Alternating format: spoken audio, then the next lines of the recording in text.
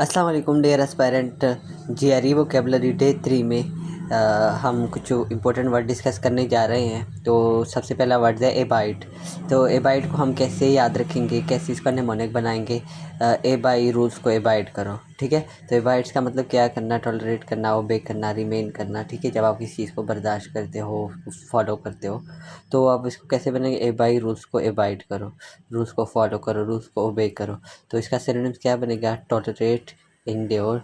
और इसका एंटोनिम क्या करेगा, रिजेक्ट कर दो, रिजेक्ट या डिसओबे, ठीक है।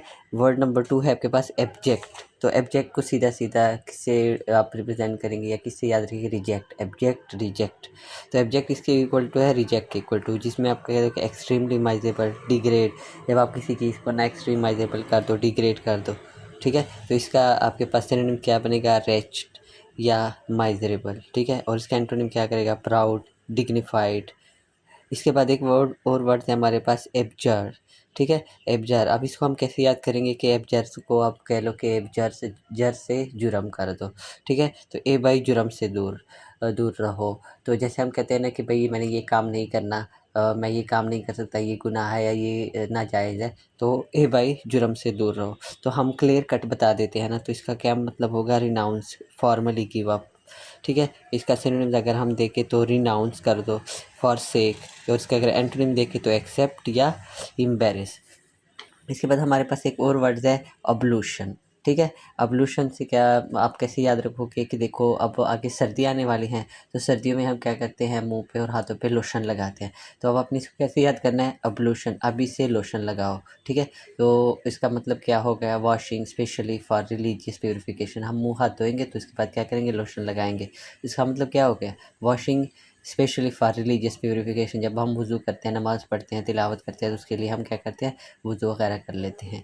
इसका अगर सिनोनिम्स देखें तो वॉशिंग हो गया, आपके पास क्लीनिंग हो गया। एंटोनिम्स को अगर देखें तो पोल्यूशन हो गया, कंटेमिनेशन हो गया, ठीक है। इसके बाद हमारे पास एक और वर्ड है एबनीगेशन। एबनीगेशन को कैसे याद करेंगे, ए से ए, एबनी से मुराद बाई कर दो, ठीक है। ए बाई अपनी खुशी भी नहीं, तो ठीक है। एबनीगेशन को कैसे याद रखेंगे, ए बाई अपनी खुशी भी नहीं। तो इसका मतलब क्या होगा, सेल्फ डेनियल, गिव अप, मतलब अपने डिज़ायर को मार देना, अपने डिज़ायर को भी छोड़ देना।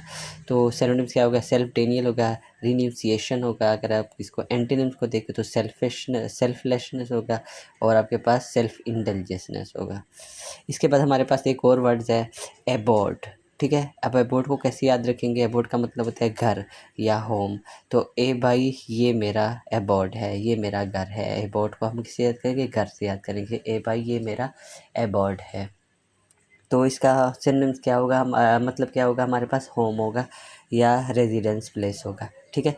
अगर हम इसको सिनोनिम देखो तो ड्वेलिंग, ड्वेलिंग भी होम को ही कहते हैं, रेजिडेंस जहाँ पे हम रहते हैं। एंटोनिम्स अगर देखें तो होमलेसनेस होगा या एग्जाइल होगा।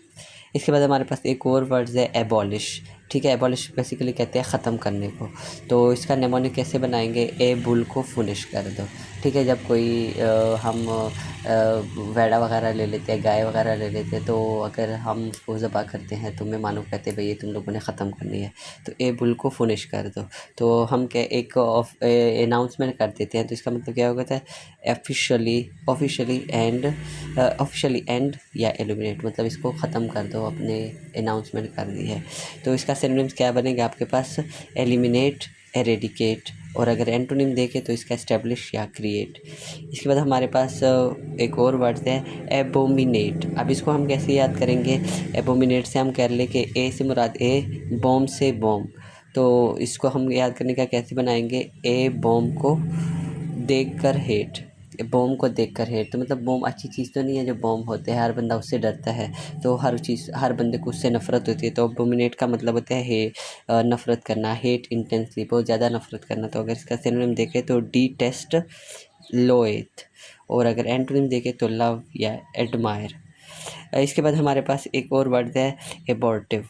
एबॉर्टिव का क्या मतलब होता है कि आपने कैसे याद करना है इसका, एयरपोर्ट का प्लान एबॉर्ट हो गया, मतलब कोई काम कंप्लीट होने से पहले ही फेल हो जाए, कोई कहीं जाने से पहले हम कह दें कि बस हम नहीं जा रहे, तो वो प्लान हमारा क्या हो जाता है, फेल हो जाता है। तो इसका हम कैसे, एबॉर्टिव, एयरपोर्ट का प्लान एबॉर्ट हो गया। तो इसका मतलब क्या हो गया, अनसक्सेसफुल, फेलिंग बिफोर कंप्लीशन, ठीक है। तो इसका अगर हम सिनोनिम देखें तो अनसक्सेसफुल, और इसका है फ्यूटाइल। और अगर एंटोनिम देखें तो आपके पास सक्सेसफुल होगा या फ्रूटफुल होगा, जो काम कंप्लीट हो जाए। तो ये है आपके पास कुछ जीआरई के वर्ड जो बहुत ही इंपॉर्टेंट थे, और उसको याद करने का यही एक बेस्ट तरीका है जिससे आपको वर्ड्स याद रहेंगे और किसी भी एग्ज़ाम में कोई भी एंटोनिम सिनोनिम्स पूछे जाएगा तो आप इजीली सॉल्व करके आ जाएंगे। तो इस तरह से आप मेरे चैनल को सब्सक्राइब कर लीजिएगा और मज़ीद जीआरई वर्ड्स को ईजी वे में सीखने के लिए चैनल को फॉलो कर लीजिएगा। Thank you so much.